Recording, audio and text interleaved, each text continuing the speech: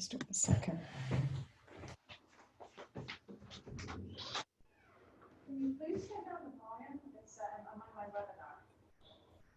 webinar. Hello, everyone. Thank you for joining us for today's webinar on disrupting the education space, the first in CRDF Global series on innovation ecosystems, and a part of WorldBoston series, International Exchange in a Time of Isolation. My name is Caitlin McAllister, and I'm a project lead at CRDF Global in our Technology and Innovation Division, where I implement IVLP and cybersecurity programs. Celebrating our 25th anniversary this year, CRDF Global is an independent nonprofit organization that was founded by an act of Congress in 1995, shortly after the dissolution of the Soviet Union. At the time, our original mandate was to engage scientists from countries of the former Soviet Union in collaborative research projects with American scientists in order to build critical relationships in this part of the world. Over the past 25 years, our mandate has expanded to include collaboration in global health, cybersecurity, counterproliferation, and professional exchanges. The thread that connects all of these engagements truly being our desire to strengthen individuals, build relationships, and improve the world that we live in. The International Visitor Leadership Program is one of the programs that allows us to achieve these goals. In its 80th anniversary, the IVLP is a premier professional exchange program by which approximately 5,000 participants from around the world are selected by U.S. embassies to travel to the U.S. and confer with their professional counterparts each year. Through these encounters, they gain a greater understanding of the cultural and political influences in U.S. society while exchanging best practices in their fields. Visitors represent government, politics, the media, education, NGOs, the arts, public health, and many other fields. In fact, over 500 current or former heads of state and other distinguished world leaders have at one time participated in the IVLP. The group of IVLP alumni that we'll hear from today are joining us 1 year after their visit to the U.S. as members of the 2019 Science and Technology Entrepreneurship IVLP. During their time in the U.S., the visitors traveled to Washington, D.C., Boston, Massachusetts, Minneapolis, Minnesota, Kansas City, Missouri, Akron and Cleveland, Ohio, Milwaukee, Wisconsin, Dallas, Texas, and New Orleans, Louisiana. Today, we'll be hearing about some of the continuing collaboration between the alumni and their counterparts in the U.S., particularly those at LearnLaunch in Boston, where their program was arranged by Sarah Sibley at WorldBoston. I'll turn it over to Sarah to introduce WorldBoston and our distinguished speakers.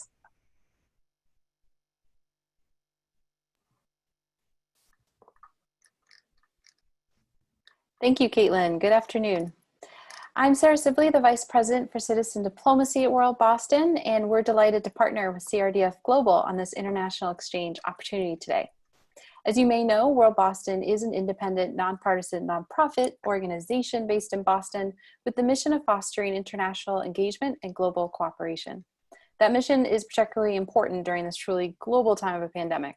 So even though we're at home, maybe especially while we're at home, we strongly believe that while programs may change, the mission persists. So today's event is part of our ongoing virtual series called International Exchange in a Time of Isolation, which is designed as part of our ongoing citizen diplomacy work and focuses on people-to-people contact and the human face of the international dynamics shaping our lives. We hope you'll check out our upcoming virtual programs and learn more about WorldBoston at worldboston.org. We need your participation, and if you can help, your financial support to keep this essential mission going. And in terms of housekeeping for our event today, we are using the webinar format of Zoom. Everyone but the speakers will be muted. If you want to see all of the speakers at once, click Gallery View in the upper right-hand corner. We are asking all questions to be put into the Q&A box, not the chat box, where I will be curating them for the 10 to 15 minute Q&A session after the 35 to 45 minute discussion. We are also using the raise hands function, which you can use if you would like to be called on to ask your question aloud of the panelists. If you have your Zoom hand raised, our moderator will call upon you at an appropriate time. My colleague Josh Bruno, Manager of Citizen Diplomacy Programs, will be running tech as our producer today. We may extend the discussion by 15 minutes past the hour to allow for more fruitful conversation. We understand if you must sign off at the hour mark, so please note that we are recording this event, and we will be sending the recording link in a YouTube link in an email follow-up. Feel free to visit WorldBoston's YouTube channel to see all the recordings of this series, as well as some of our other virtual events. Additionally, I do want to ask for your patience today with the multiple cross-continent connections. If a panelist connection does get slow, we will turn off their video until it is restored. Now I have the pleasure of introducing our speakers for this week's episode. My colleague will share the website links with full bios of our speakers in the chat box for you. All of our panelists and our guest moderator are connected to the program Caitlin mentioned, the IVLP, which WorldBoston implements in our community.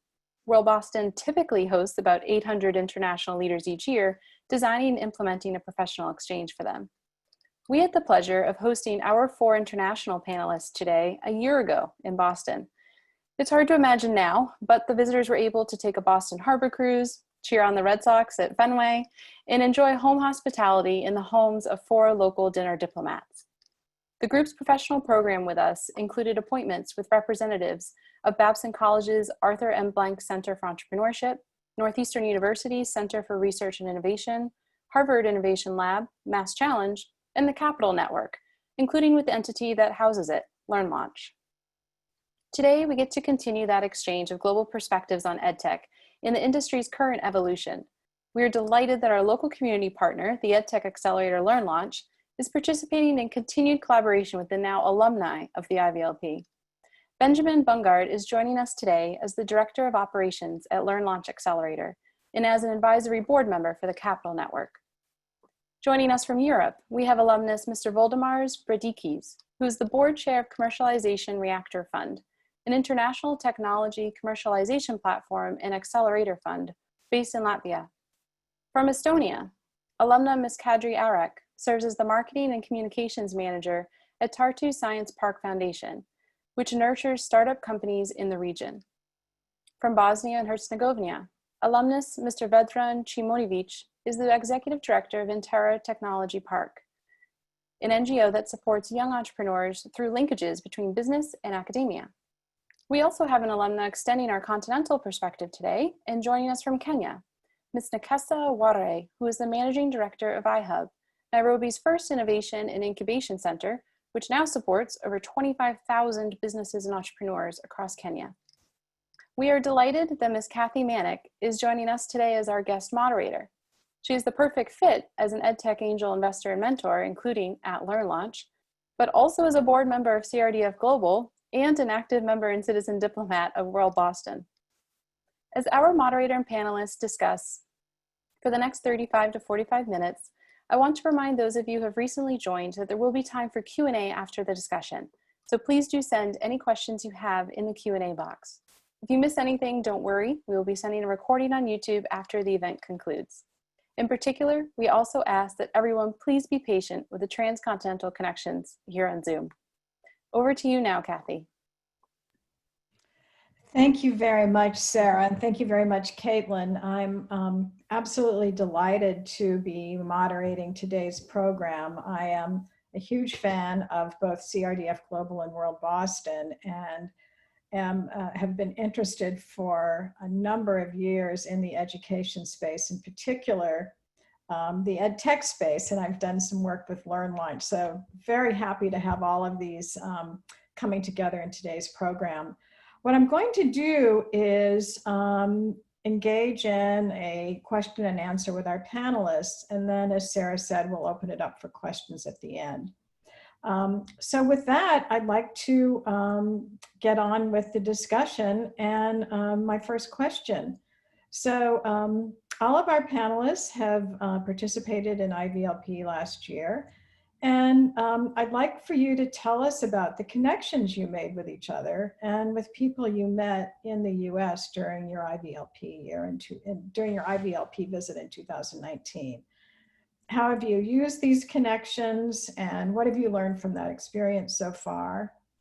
And specifically, I know there was a follow-up program this summer called EdTech Evolution. I'd like to hear for you to tell our listeners about that and what it is, who's involved, and any observations you might have. So would one of the panelists like to begin with your impressions about IVLP last year? Would like to start. Voldemars, I see you at the top of my screen, so why don't you begin? Yeah, hi everybody. I'm Waldemar, and thank you for this opportunity to flash back to wonderful events and wonderful program we completed last year when travel was still safe and all things were better, I guess, or as usual. So yeah, it was a fantastic experience for myself and I believe for most of us. And one of the biggest values is that it brought together a group of people with similar values and similar interests, more or less, and also internally in the group, and also people who we met in organizations we were visiting. Everyone was from the innovation ecosystem or from education ecosystem, and that was really inspiring and also empowering. And I mean, when we visited Boston, I think magic happened there. All the education institutions and people from the industry, that was really eye-opening and inspiring. And yes, and we after that we also came up with EdTech Evolution.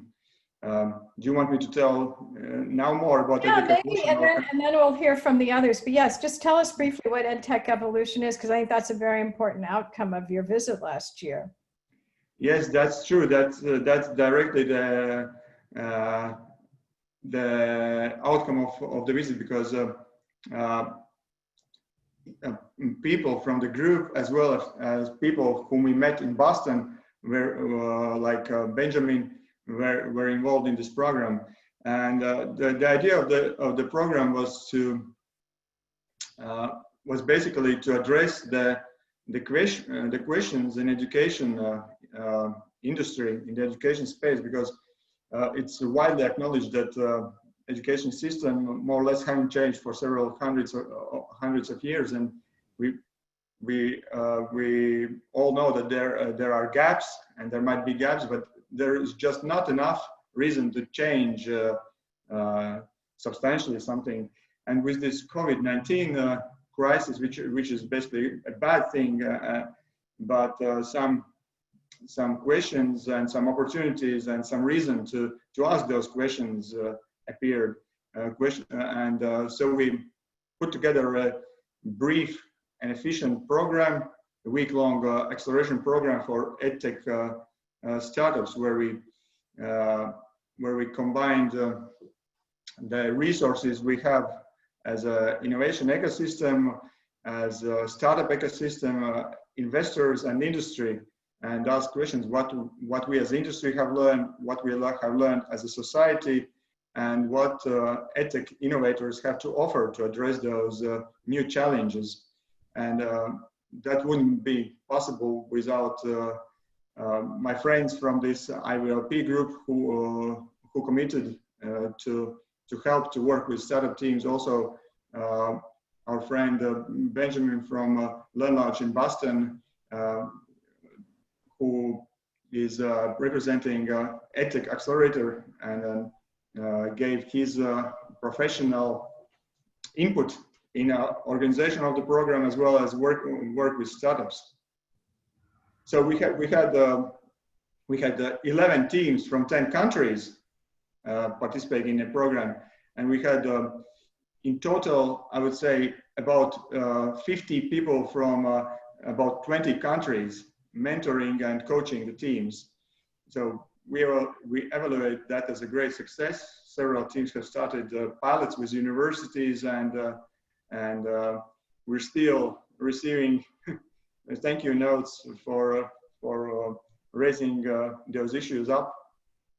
That sounds like a great follow-up to IVLP. Well, let's hear from some of the other panelists. Nikesa, what about your experience with IVLP? Tell us something about the connections you made and how you've used them, and what you learned from the experience, and also your impressions of the EdTech evolution. Yes, thank you for having me. So on a personal note, I particularly liked Boston because my dad went to Harvard about, well, over 30 years ago, a very long time. I don't want to tell everyone how old I am. But I was 2 years old at the time. And he was able to travel the whole family. And so he had spent some time. And so it was really great to go by again as an adult and experience what he experienced and be able to have that kind of connection and conversation with him around things that we've both been able to experience from different perspectives. But speaking more broadly about the entire program and everything that we're able to experience, for me, it was very exciting to view the US and what is loosely perceived as a Silicon Valley and compared to Kenya, which is considered a Silicon Savannah. There have been lots of comparisons around the two broad ecosystems. And to confirm for myself that we are very much not alike. So that was a very interesting experience for me as well.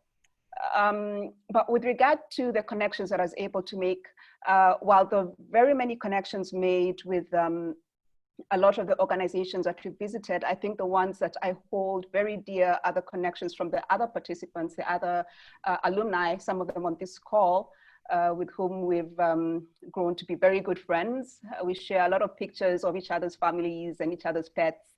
And there's lots of very serious conversations that happen amongst us, and also very light moments, and sharing a lot of milestones. And for us, I feel the IVLP program definitely was that glue, that having experienced 3 weeks together was the glue that cemented the kinds of relationships that we had, to the extent that Voldemort would call me in Kenya and want me to participate, you know, in one of his programs, which I was very honored to do. The program was great. I think Voldemort, you can confirm, I think the only African. And so that alone was already an experience of its own, to be able to experience different ecosystems again, and have conversations with startups from very far away. I have a lot of experience with Kenyan startups, not so much with European and Nordic startups. So that was great.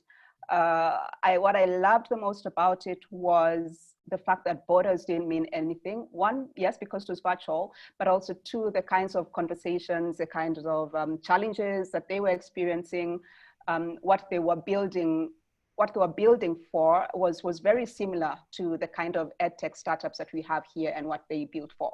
And so it was great to experience that and to feel relevant to the program, so that what I knew from my context was still relevant for those startups. And did you participate in the EdTech Evolution program this summer?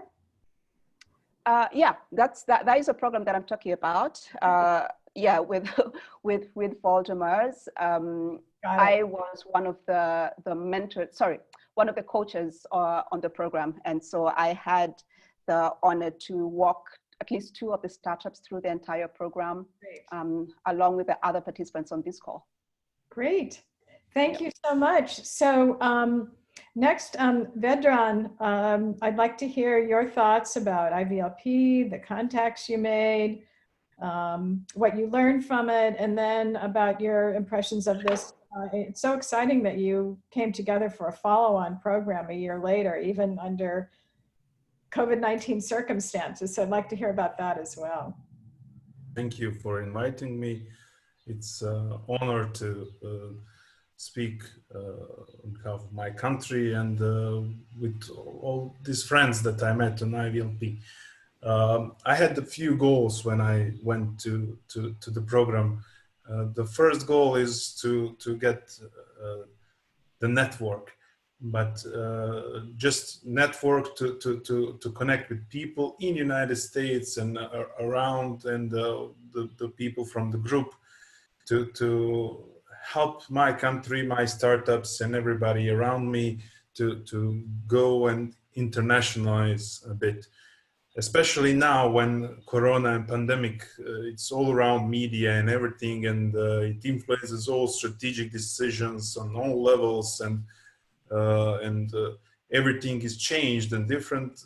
This need for internationalization and making connections worldwide is it's a basic principle of doing business these days.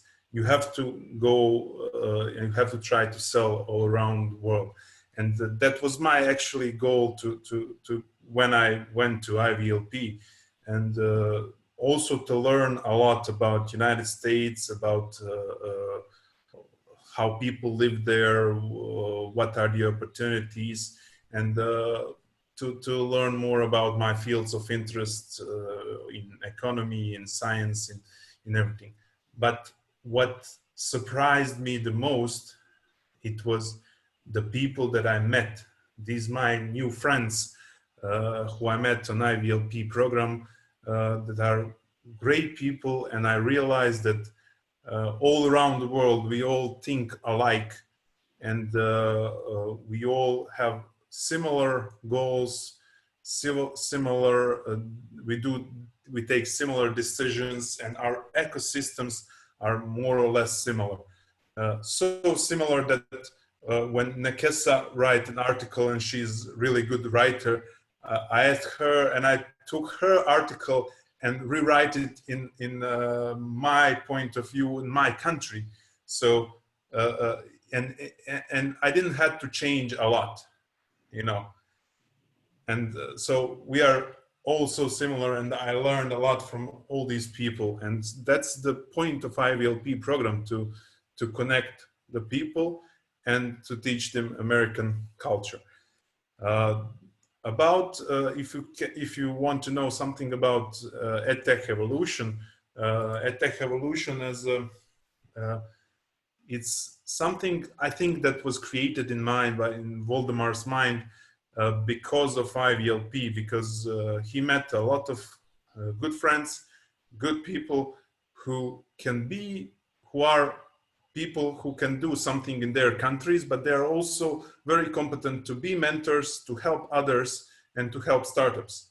So basically with IVLP, he got a group of people that can do whatever all around the world.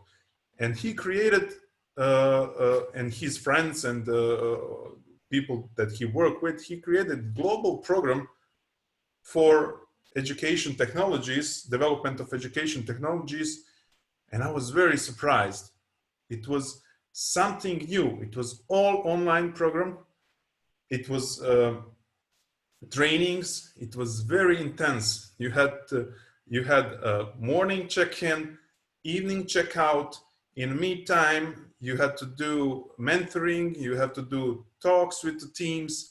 You have to help them to shift, to change, because it's almost like a 1 week long hackathon where you have to communicate all the time, and you have to be very fast in making decisions, and let's say almost solving the problems of startups. And when you see those startups, what they did, it's something great, really. In that short time, the startups who applied, you can see that we have a, let's say, bright future for education. And if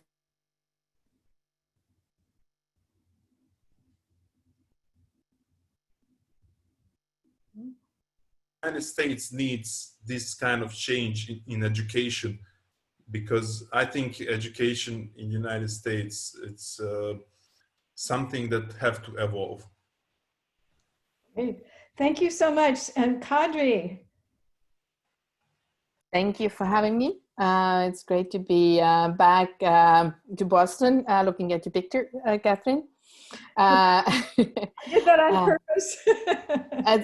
I really enjoyed the harbor cruise we had in Boston, and also like my fellow IVLP members said, that Boston was very impressive, and we learned a lot in Boston, and also had a lot of fun in Red Sox and during the harbor cruise. But IVLP for me was very important in the sense that as I'm working for Tartu Science Park, our main goal is to help science-based companies to grow, evolve, and help them to actually even we help to create new science-based companies. So the theme was very right for me.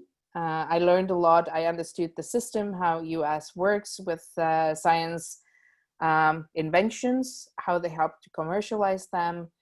And I think it gave us the courage to do the thing that we started last year. It's called S2B Launchpad. And we help from science to business companies that grow out of Tartu University and other universities in Estonia. The IVLP program, like Vedran also said, the connections we made in US were very valuable. I have had follow-up conversations with people I met in Washington, also in Kansas.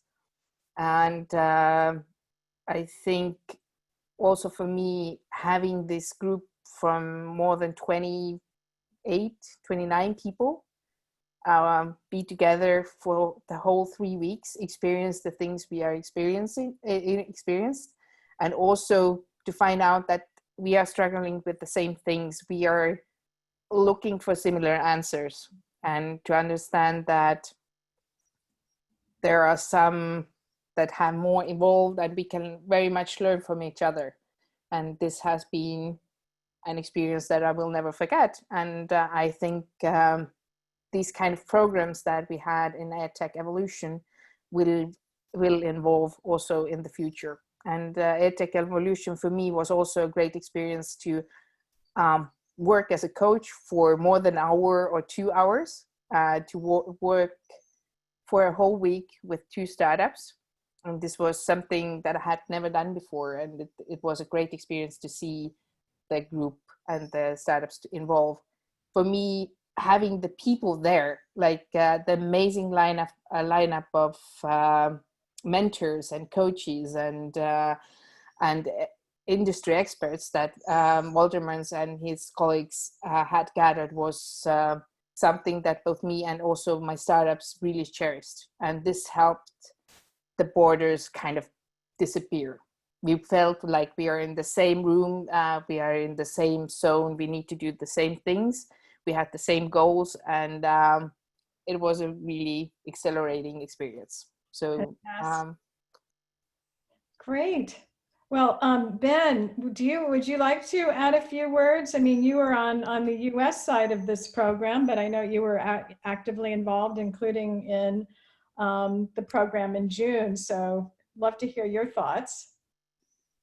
Sure. Hey, everybody. Thanks for having me. I work at LearnLaunch Accelerator. We're an EdTech investor and accelerator and early stage startup. And yeah, my only perspective from the trip a year ago was just talking about the EdTech ecosystem and presenting LearnLaunch. So I think we love to host those kinds of things. So from that end, it was great. And then I was really excited when Waldemars reached out about the EdTech Evolution. I thought, I think, and we can probably talk about this in subsequent questions, but there's sort of there's a lack of support for early stage companies in the EdTech space in general, and especially accessible ones, so online and free. And I think just the fact that the group created this space where folks who come together and learn, I think it's just the amount. The more we can do things like that, the better we are. I think that, we're ourselves included, where our programs are pretty exclusive, right? We invest in a few companies and they come to the program, and that's kind of all the accelerator does.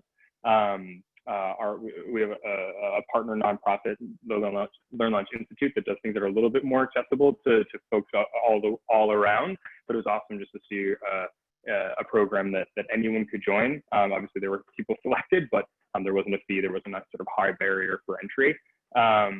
So I think the more we can do things like that, and then I think it creates movement within countries and organizations where people don't have an opportunity to mentor or to coach or to partner or something like that. So I think just the ability to start to create momentum around a thing called EdTech is really important. And again, there aren't that many of those organizations around who are doing the work. So the more we can create these kinds of things, especially online, so that folks from all over can come around, and we'll talk about that in a couple of subsequent points, I think is really important. So I think obviously outcomes were awesome, talked to some great companies, had a great time. All of those things are true, but I think just the impetus for actually starting something like this, very, very interesting, and something the industry needs.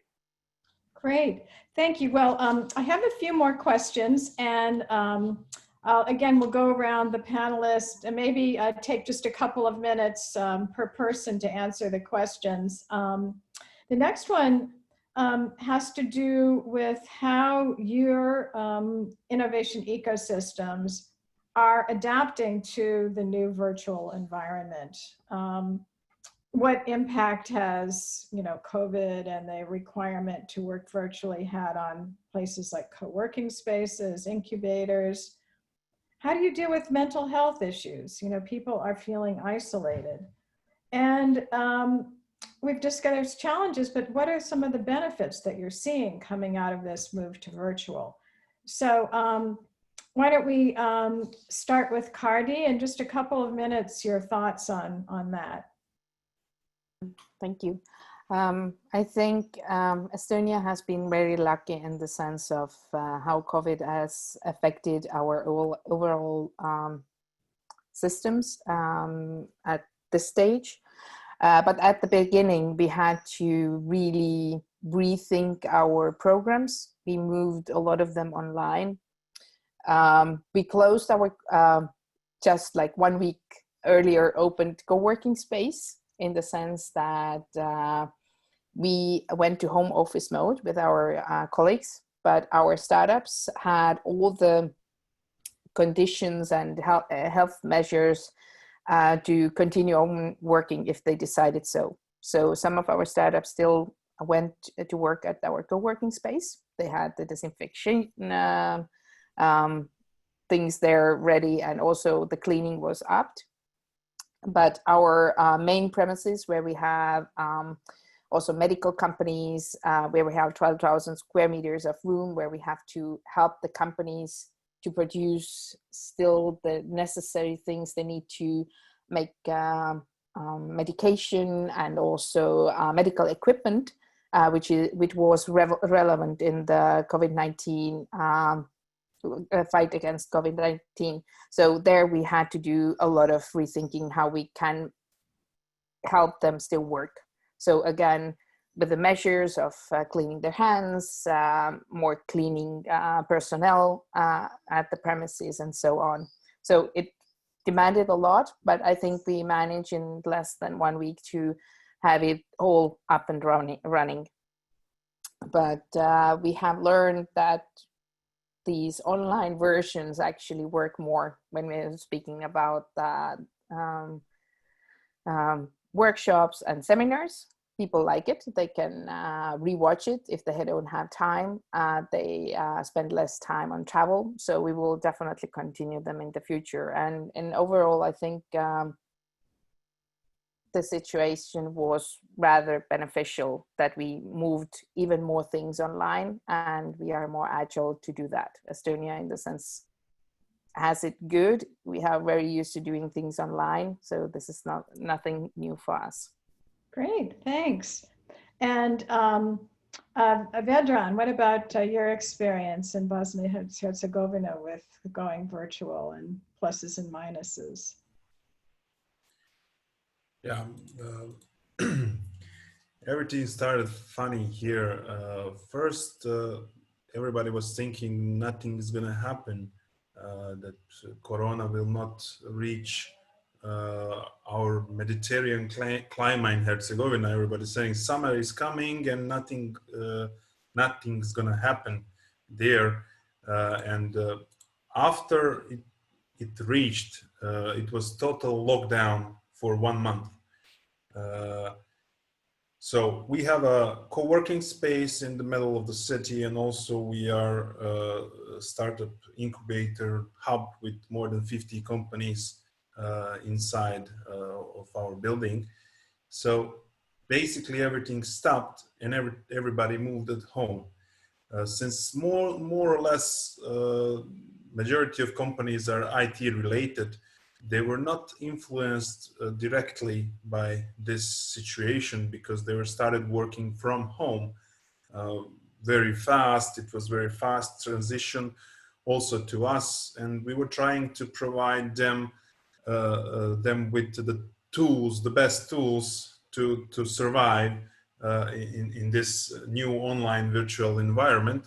So our goal was there to help. Also, we were trying to do some things for our surroundings, but maybe let's talk about it some other time. We were basically trying to help. What happened to our ecosystem? At first, we were thinking everybody started working from home, and now all our offices that are in rent, nobody will return ever, because they will figure out it's easy to work from home. Because really it was easy for us, because we immediately had the tools to work from home. After a decline of situation of Corona, and after gradually people start returning back to work, we figure out that work at home is best like for 2 or 3 first weeks. But then productivity is starting to go down, and everybody is losing their focus. They have to change their life habits, and then there you have that influence on mental health. You know, killing productivity killer is the constant disruption in your time and focus. So if you have kids playing and you are trying to work, you cannot do that. You know, constant disruptions of your focus, it's very, very bad. I'm just same example as kids, because I'm a father, I have 2 kids. So that's what was happening. I had a high productivity at the beginning, but then kids and my wife and everybody realized for a while that I'm at home, and my boy started to knocking on doors, etc. And that was happening to almost everyone.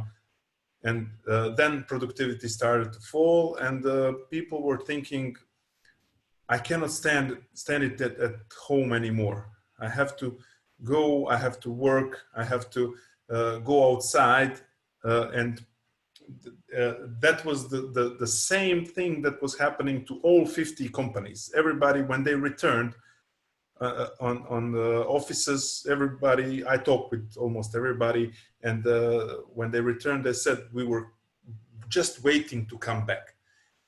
And what good came from this adaptation to this new online system is that everybody figure out how they can save the time in meetings, how they can better organize themselves and save a lot of travel money, because most of travel for a lot of companies was useless, just to go and to have 10-minute meeting and drive 100 kilometers in one direction. So there is no that anymore. So basically a lot of companies saved, and a lot of companies are in huge problems as well. For instance, Mostar is where I live. City of Mostar is a touristic city. More than 1 million people, tourists come every year to this city. This year, I don't think that any tourists came. Yes, so we're going to have the same issues here in Boston. Yeah, no, it's terrible for tourism. Absolutely. Let me just move on to some of the others to get their thoughts. And Nikesa, can you tell me what the experience has been with going virtual in Kenya, how it's impacted incubators, the innovation space, and also some of the psychological issues? And just a few minutes, if you could. Yep. Yeah, definitely. So naturally, like anywhere else in the world, I guess co-working spaces closed or reduced, you know, the number of people that they could have working at any one time. The pandemic was a shock, or rather the impact of it was a shock for a lot of people, and really disrupted business models. in my ecosystem, a lot of the co-working spaces don't make money from programs, rather they make them from stuff like events, you know, and renting out, so membership and so on. So that stopped, and no one was expecting it. So the shock to the system was that we woke up one day and your revenue, your primary source of revenue just didn't exist anymore. For those that were able to adapt quickly, they quickly moved a lot of their programs online, and it was business as usual. For those that were drastically affected, they closed, and there is currently no sign of them opening up. For those that are looking at potentially opening up again, there is a lot of conversations internally about the best way to do that. And so people have, I mean, there's a broad spectrum of how that has affected people. But what has happened is there is a lot more conversations around mental health.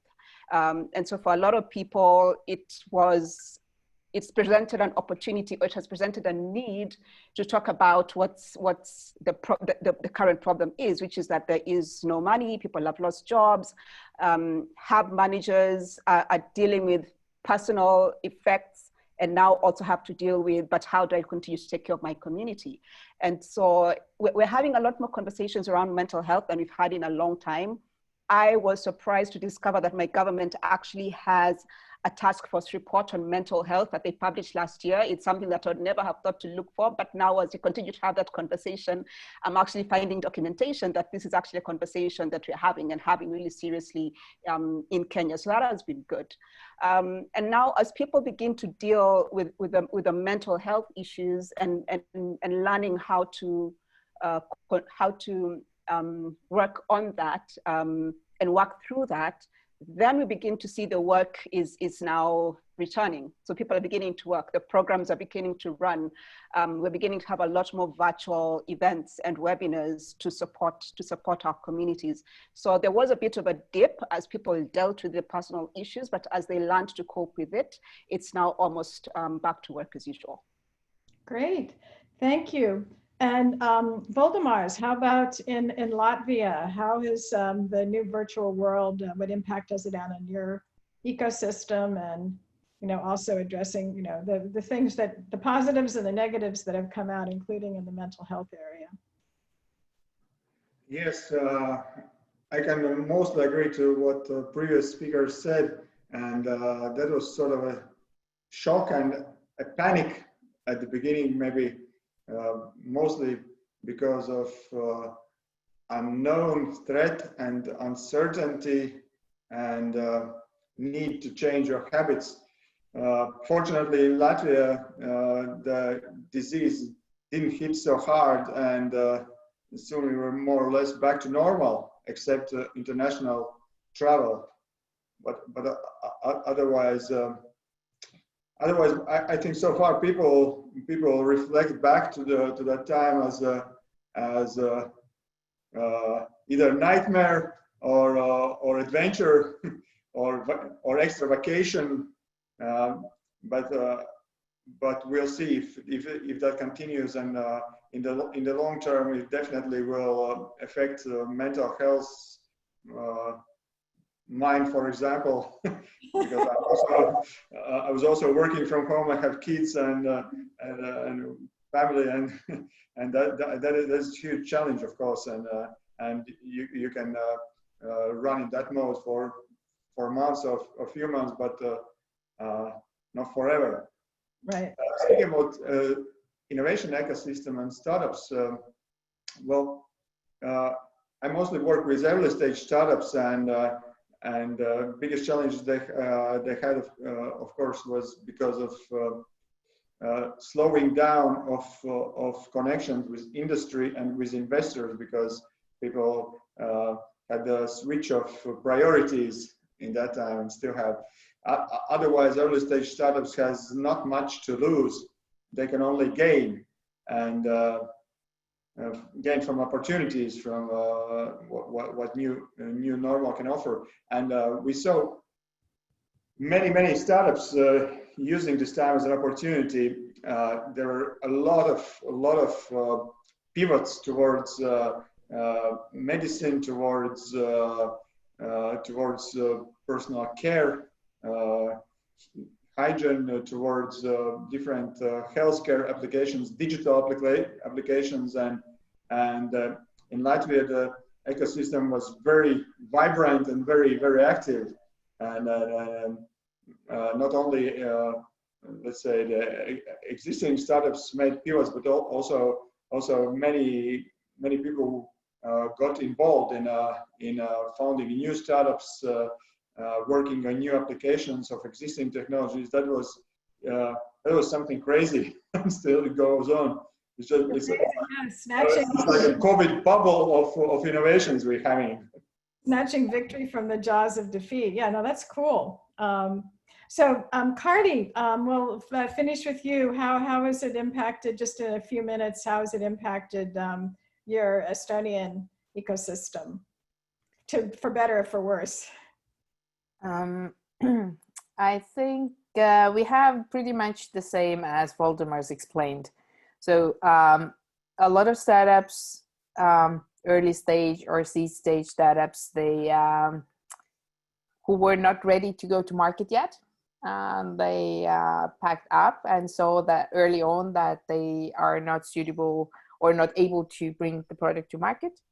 But I think a lot of new things started, especially like Waldemar and Vedran also said, and I guess also has a child. So a lot of change erupted around edtech.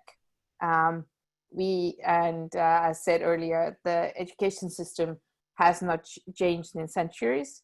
So a lot of new startups in Estonia came from edtech, or the edtech startups in very early stage started to evolve really rapidly. So I think especially for edtech startups, it has been a very great opportunity. And I'm happy to see that also the curriculum in schools or the nations have seen that they have to change the curriculum of the education of different schools to suit the new normal, or the online version. And when we talked about also the mental health issues earlier, I think having to spend a lot of time in front of a screen is both tiring for all of us, but also for the children. So it has to find kind of a balance between online and offline things, because right now everything that they gave the kids was, I think, like 80% was online. You have to make videos, you have to have these talks, so it has to somehow find the balance. And I think we will need that also in the future, if not with COVID, then with something else. Thank you. So Cardi, just Ben, briefly, your standpoint from here in Boston, and then we'll move on to our final question and open it up for Q&A. Sure. Yeah. So I'll talk specifically about how it's affected us as a innovation group in the U.S. And obviously the U.S. has had a tougher time with COVID than other countries. So I think really quickly, we've adapted by pulling our accelerator program online fully, obviously. So we were running into an accelerator program when COVID hit, and we had to change the entire program to be online. And essentially we changed it to be relatively the same, similar content, similar mentors, similar things we would have done in person, just online. I think it was the right move, but I think as we move toward a more blended model anyway, we're gonna have to change it, because I think the sort of sentiment in the US has been when we get back to normal, or the slightly new normal, but relatively the same. And I think my perspective is that we're gonna change quite a bit, and we need to change quite a bit. So I think it's forced us to do those things. One of the major things for us is our LearnLaunch runs a co-working space for ed tech startups, and we're closing it down. And I think that's sort of one of the things where we're not a WeWork, we're not a CIC, we're not one of these big groups that has lots of investment around whatever industry or whatever sort of startups they have. And so we have to make a decision on whether or not we think edtech companies come back to work. And honestly, it doesn't seem like that's the case. And so we're changing our model pretty aggressively.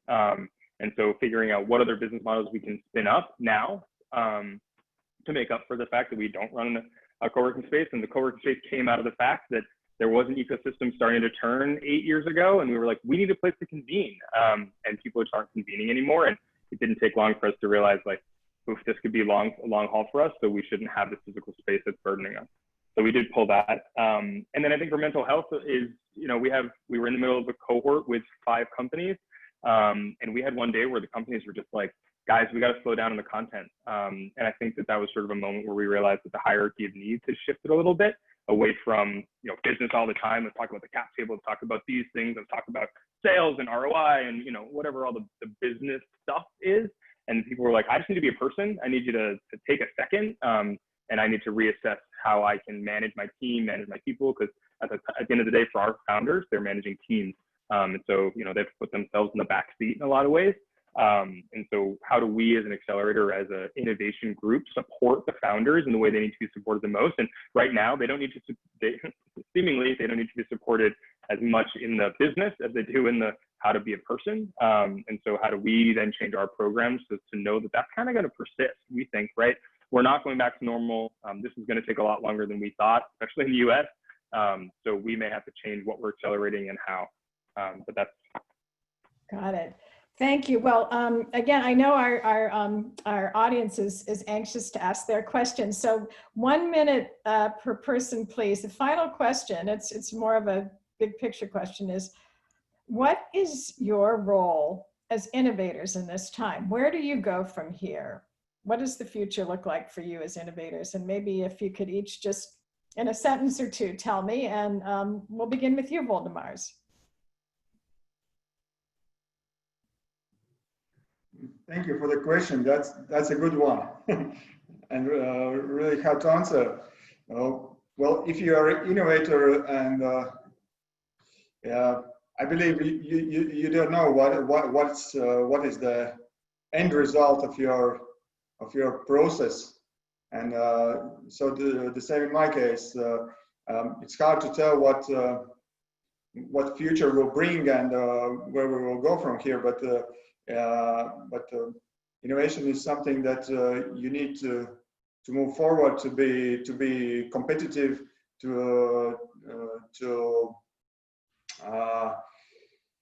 get a little bit ahead of time, and I believe that digital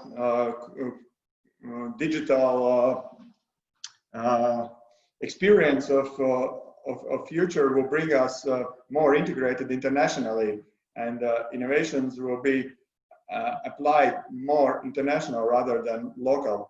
And also innovation ecosystems, while they are currently very local because sponsored by local governments, local universities, they need to go more international and be more connected and co-created.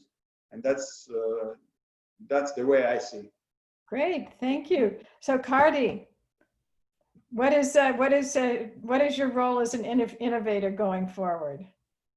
I think I totally agree with Voldemars. I think we will be more global, and we as innovators have to adapt and act as an example and be the connectors, in the sense that we have to be there to create new connections, create new networks and new communities. Like EdTech Evolution was a good example. It was a very multinational and global event, and solely focused on one theme. I think this can be multiplied in other sectors also, and I hope it will be the new thing that we help companies with. Great, thank you. Nikesa, what does your future as an innovator look like? So it's going to be what it's always been, which is to identify and find solutions for some of the world's most pressing challenges. I think that's really the role of innovators, and there will always be a challenge even in the unforeseeable future, and it will be the role of innovators to meet those challenges, and the world will be looking at them for solutions. Some of the world's best innovations were born out of crisis, so there will always be an opportunity for innovators to be relevant and to shine. Great, thank you. Vedran. In a minute, what is your future as an It will innovator? be very short. Actually, I don't see myself as a innovator, but more person who will recognize the right kind of opportunities and, let's say, connect the dots in the future. So I think these kind of persons as innovators can be very important to help in future of our work. There I can mention that just today we had a Connecto conference in my country that Intera Technology Park organized, and we had more than 360 companies connected through B2B meetings. And that's something that that we innovated through the thinking on how to help companies and how to connect them. Thank you very much. So Ben, do you want to wrap it up? Sure. Well, I agree with everything that was said, specifically Nikesa. I think that was exactly the right thing to say. I think for us, it's the way I would say it is I'm tired of hearing when we go back to normal or the new normal. And I think that as innovators, we have to push that thinking a little bit more and not hunker down and not wait for the future, but create it. It's our job to be the ones who are looking out for this is how we're going to push whatever the major challenges are forward. And again, as Nikesa said, innovation is born out of crisis in a lot of ways, or has been in the past. And I think this continues to be a test for, can the innovation community hold its promise to everybody, I guess. I don't know. Thank you. Yeah, no, I mean, truly, never, not letting a good crisis go to waste, so to speak. Well, thank you, panelists. This was a really interesting discussion, and we do have some questions for the audience. So I'd like to begin, and I think what I'll do is, if someone would like to volunteer to answer, please speak up, otherwise I will call on you. So the first question is, what is something we should all look out for in the future of EdTech? Who would like to answer that? Okay, Voldemars. I could try because I was thinking about that a lot. So thank you for the question. That's an important one. I will maybe not have a professional answer to that, but I believe that education is underestimated among business, and that's something that people treat like something natural that comes together with a person, like his hair, hands, legs, his body also comes together with education. But it's not so, and education is even more worse, because I believe that will be one of the last things that robots will take away from humans when we will be remaining just as eating material. We will still be seeking for education. So that is an important thing to work with, and I would like to reflect to Ms. Kathleen Nagli from Finland. She was on EdTech Evolution program as a speaker, and what she said is really simple but very true.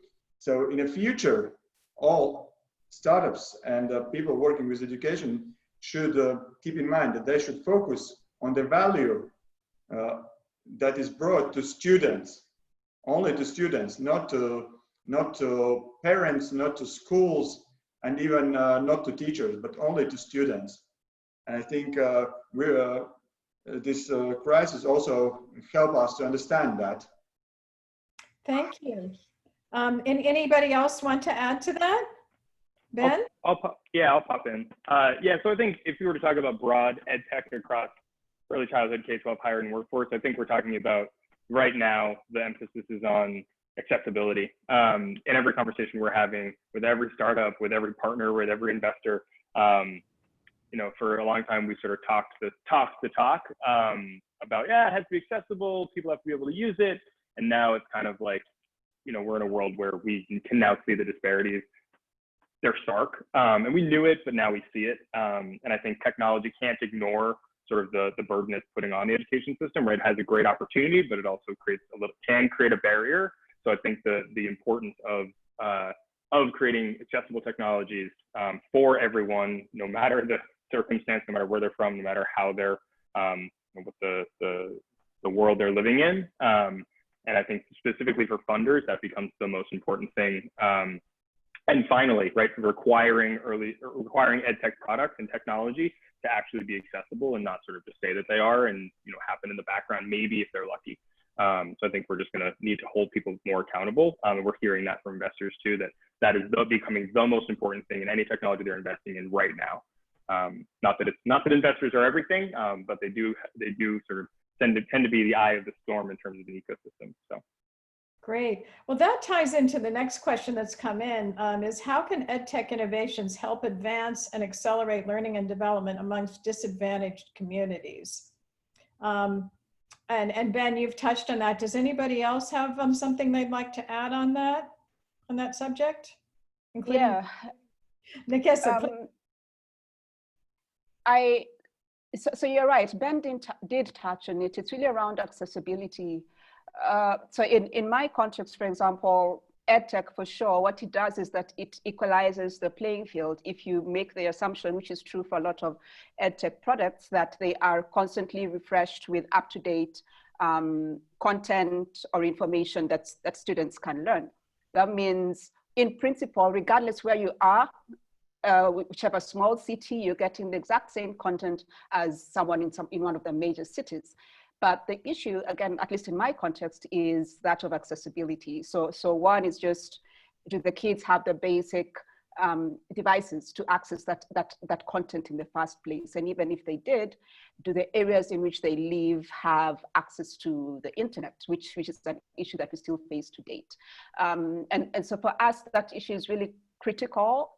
We actually, as a country, it was announced a couple of weeks back that our students are just going to repeat the year because EdTech just isn't working.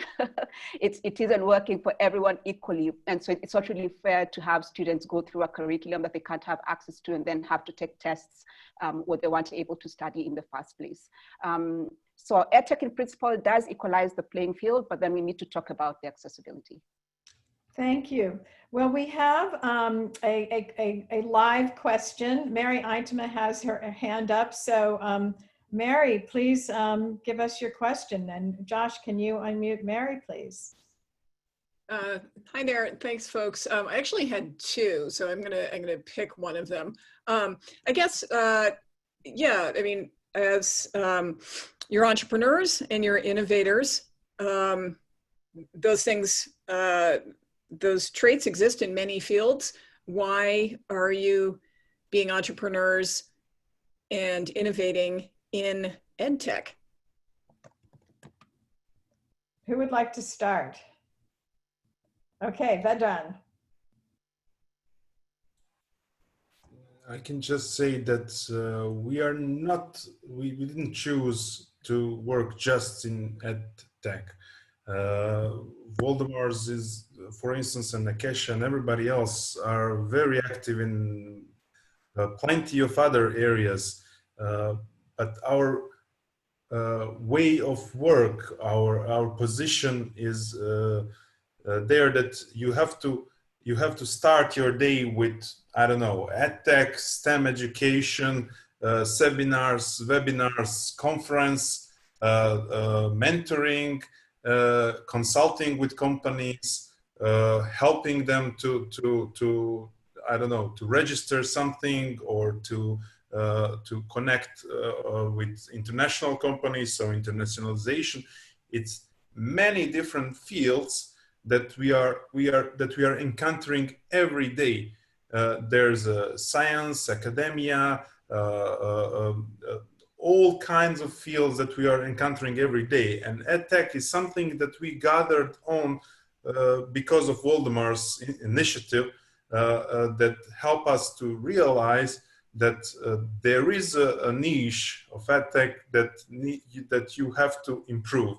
That's just my opinion. Correct me if I'm wrong, any of you. Great. Well, it'd be great if we could hear from each of you on this. So it looks like Voldemars, were you the next one? Yeah, And maybe we can just go around and then wrap up on this question. Everybody give their thoughts on this.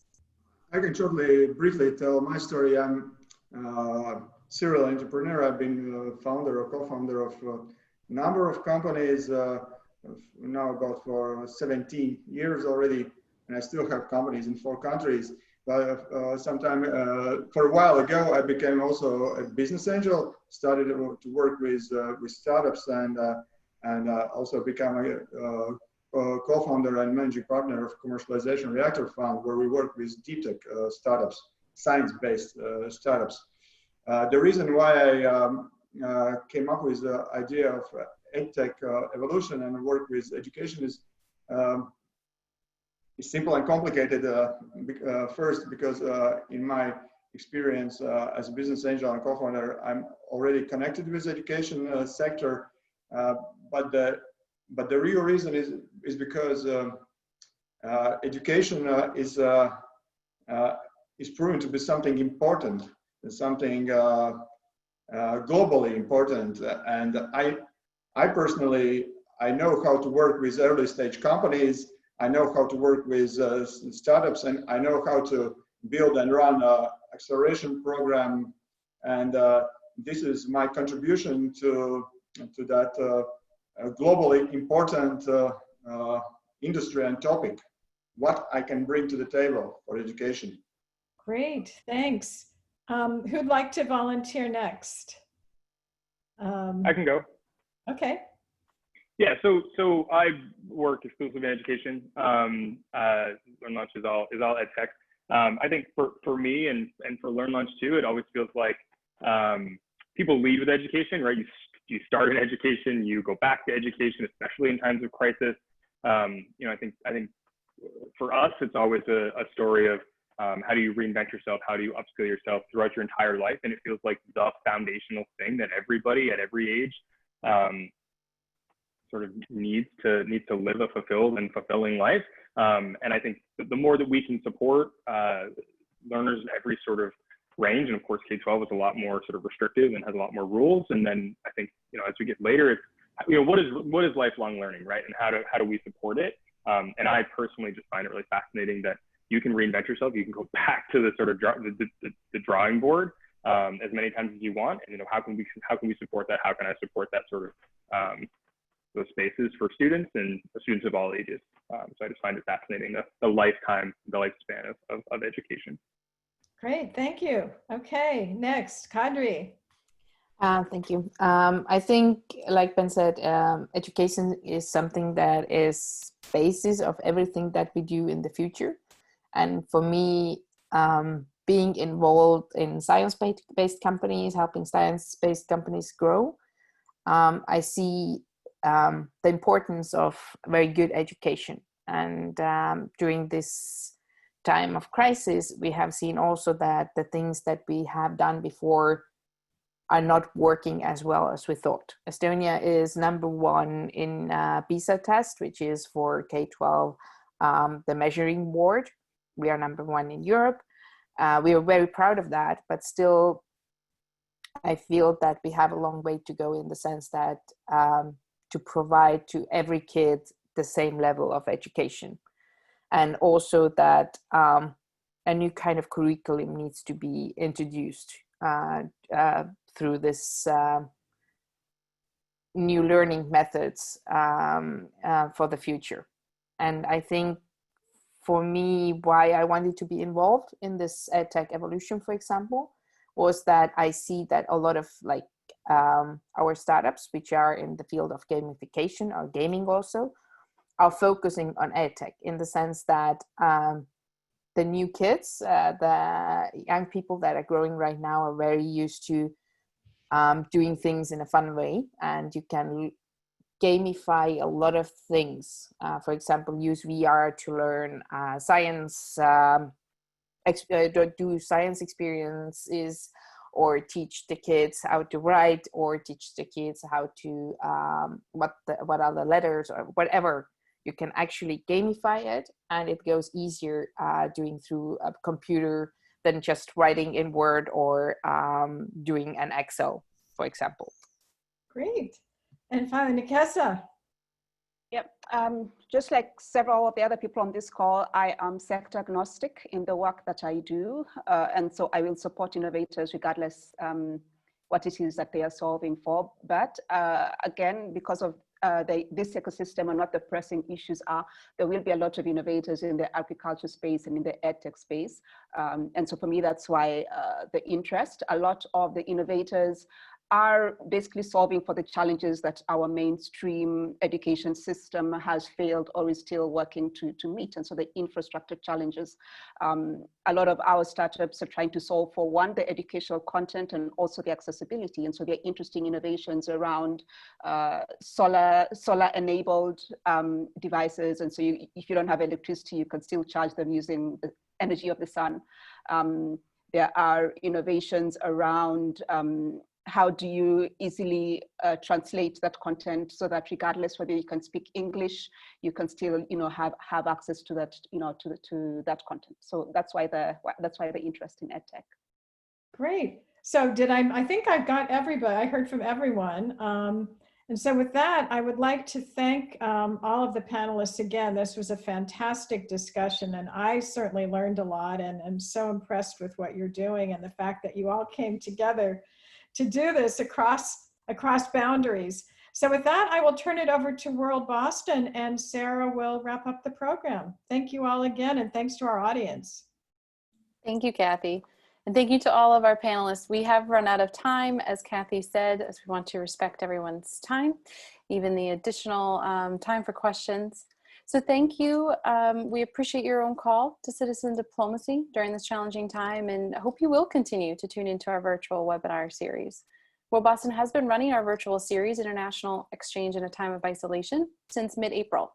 We will have one more opportunity coming up next week before we put the series on a pause due to now picking up IVLP programming again, this time virtually. Our final event in the series for a while will be with a comedian activist from Israel who was on an exchange here in Boston when COVID-19 forced her to return home, where she found herself put into a hotel for quarantine. She will share with us how that experience became a cross-cultural one in her own country. This is a joint event with the Consulate of Israel in Boston and will be at 1 p.m. on August 5th. More information and registration is available on our website. Please stay tuned for updates on our social media platforms, Facebook, Twitter, and Instagram, and sign up for our newsletters to stay informed of opportunities. If you haven't already, you can do so on our website. Caitlin, I believe you'd like to share a little bit more about future events at CRDF Global as well. So over to you. Thank you, Sarah. While we continue to curate our next webinar on innovation ecosystems, we have an exciting announcement to make in the meantime. CRDF Global is pleased to announce that applications are open for the Rodney Nichols Science and Technology Innovation Fellowship. So if you or someone you know is a PhD student or early career scientist in the US that would be interested in global collaboration on agriculture sciences and agri-tech, please visit our website and take a look at this incredible opportunity to engage in science diplomacy and to continue to innovate. And if you haven't already, follow us on social media at CRDF Global to get the latest news on our upcoming virtual events and fellowship opportunities. Finally, thank you all for joining us today, and an enormous thank you to Kathy Manick and our speakers from around the world. Take care, everyone. We look forward to seeing you next time.